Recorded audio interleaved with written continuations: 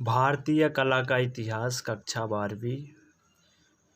तो आज का अध्याय हमारा दक्कनी लघु चित्र शैली, जिसमें हमारा पहला टॉपिक जो है रागिनी पटहंसिका है।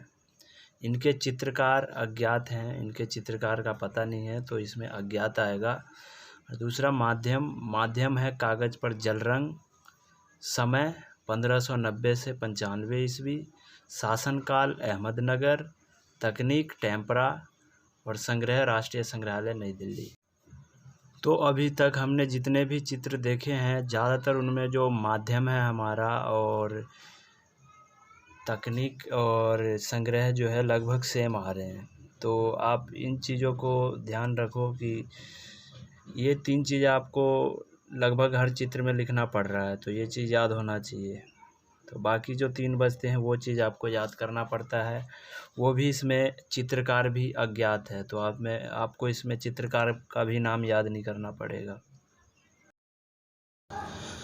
तो अब इस चित्र का विवरण शुरू होता है। तो मैंने कई वीडियो में बताया हूँ कि जब भी हम चित्र का विवरण करते हैं तो पहले हमें चित्र को अच्छे से देखना है कि चित्र में क्या क्या चीज़ें बनाई गई है और कौन कौन से रंग का इस्तेमाल किया गया है, पृष्ठभूमि में कैसे रंग हैं।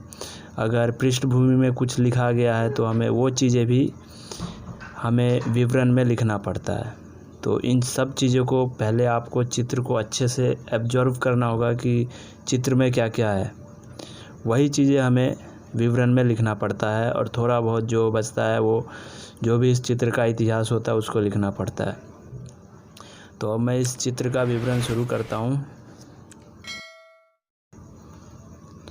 इस चित्र को किसी अज्ञात चितेरे ने 1590 से 95 ईस्वी में बीजापुर अहमदनगर दक्कनी शैली में लाल, नीले, हरे, पीले, सुनहरे, काले और सफ़ेद रंगों के बेहतरीन संयोजन से चित्रित किया है।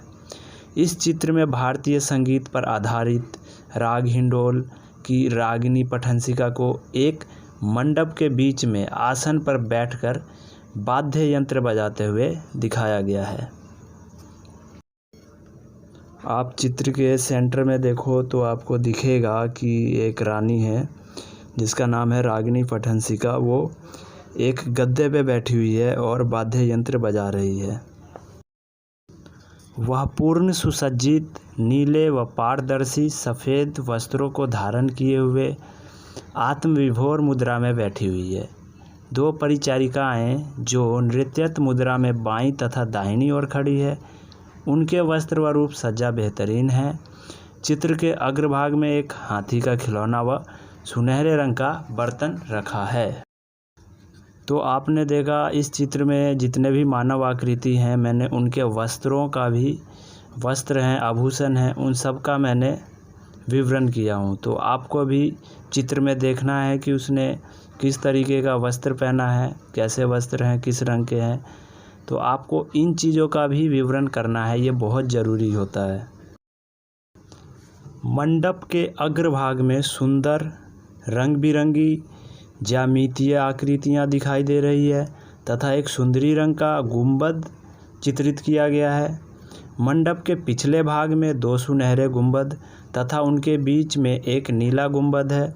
दोनों किनारों पर काले रंग का गुंबद है, जिन पर सुनहरे रंग से सुंदर संरचनाएं बनी हैं। मंडप की पृष्ठभूमि में हरे रंग पर पीली आकृतियां चित्रित है। आसमान को सुनहरे रंग से दिखाया गया है।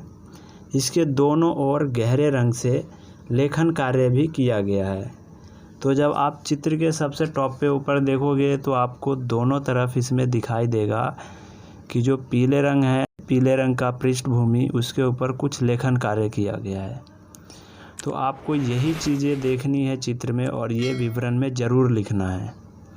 तो ये चित्र यहीं पे समाप्त होता है। अगर आपको ये वीडियो अच्छा लगता है तो इस चैनल को सब्सक्राइब कीजिए, लाइक कीजिए और शेयर कीजिए। अगर जो भी आपका फ्रेंड है जिनको भारतीय कला के इतिहास में अगर दिक्कत है तो उनको वीडियो दिखाइए।